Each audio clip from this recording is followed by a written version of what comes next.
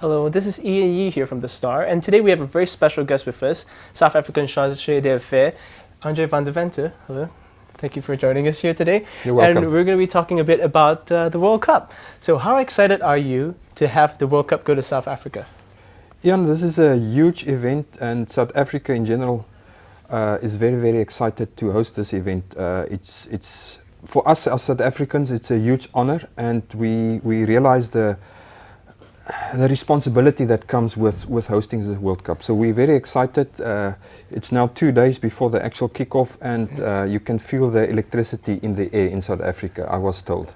Okay. So it's a huge event, something that we're looking forward to. We can't wait for the kickoff. Great. But are you a football fan yourself? I am. I wouldn't say that I am an expert on football. I must admit my first love is rugby. Right. It's also a popular sport in which South Africa incidentally is the world champions. But because of the World Cup, it has inspired so many people in South Africa. So you find that many South Africans are now turning to football and become interested in the game. Where they previously supported other sports. So yes, I've become now interested, and I follow all the arrangements in South Africa. Okay. So like Malaysia, almost everybody is a football fan. Is it the same in South Africa, or maybe more of them are rugby fans? You know, I'll be honest with you, I haven't been now in South Africa for the last, say, 14, 15 months. But I'm in regular contact with the people there, and they say it is just crazy. So I can imagine if it's crazy here in Malaysia, and I tell you, I was so surprised to see the enthusiasm for the World Cup. It is similar than to South Africa. So, as I say, we are just waiting for the World Cup to start. All right. So a lot has been said, unfortunately, about the security concerns in South Africa. But can you tell us, how safe is South Africa actually? You know, I can tell you a lot about the safety precautions that have been taken, but that is not going to impress anybody. Obviously, we are taking all the precautions necessary that we can. There are additional security forces, about 41,000. But the point I want to make is not a single country will be able to tell you it is totally safe in his or her country. It is not possible to protect every spectator that comes to South Africa. If you cannot control 400,000 people that will come to South Africa. Having said that, we have hosted many other tournaments. Last year it was the Confederations Cup. We hosted the Rugby World Cup. We hosted the Cricket World Cup. We hosted huge conferences without any incident. We received about 10 million visitors, tourists every year. And South Africa has never experienced major crime aimed at tourists. So yes, the crime is a concern, but the security forces have that under control. All right, that's good to know. So during the Confederations Cup, like that you mentioned earlier, last year there was a lot of talk about the vuvuzela as well. So is it a big part of South African sporting culture to have the trumpet there? Yeah, the vuvuzela is, jokingly said, it's our secret weapon. It makes a hell of a noise, but I don't think it will really influence the players on the field. It shouldn't. You get used to it quickly, but it's part of the South African culture.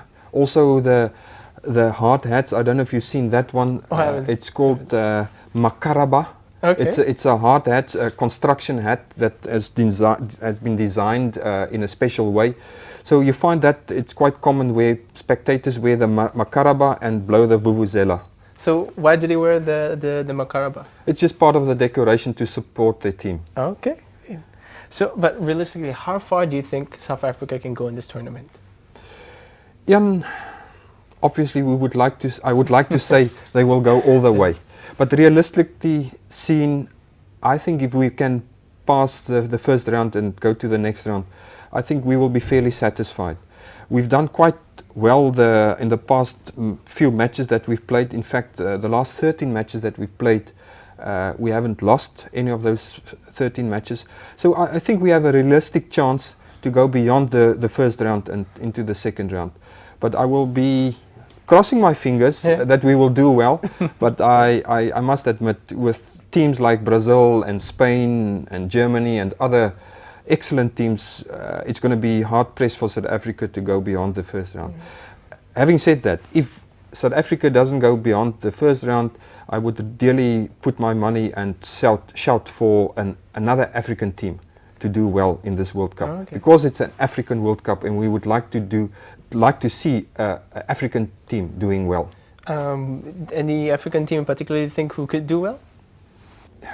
They're all in very, very difficult groups. Yeah, Maybe Nigeria, Ivory Coast. Ivory Coast. no? Ivory Coast. Cameroon, difficult to say.